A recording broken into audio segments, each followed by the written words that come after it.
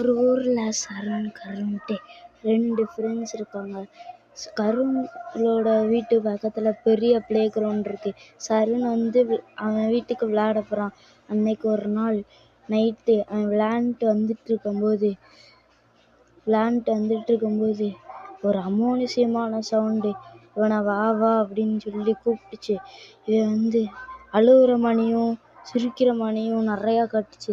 இப்போ இவன் ஒரு ஸ்டெப்பு முன்னாடி வைக்கான், இது லைட்டெல்லாம் ஆஃப் ஆயிடுச்சு. பின்னாடி வைக்க ஆன் ஆயிடுச்சு. அப்படியே அமர்ந்து எரிய ஆரம்பிச்சிருச்சு. இவன் ஓடிட்டான். ஒருத்தர் இருந்தார், அவர்கிட்ட லிஃப்ட் கேட்டான்.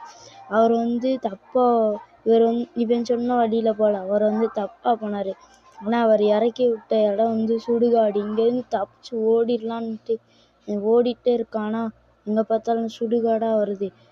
அப்போது ஒரு பேய் வந்து இவன் கண்ணை பிதுக்கி கொடூரமாக கொன்றுச்சு.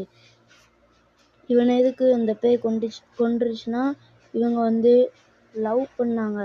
அப்போது அந்த பொண்ணுக்கு வந்து இவனை பிடிக்கல.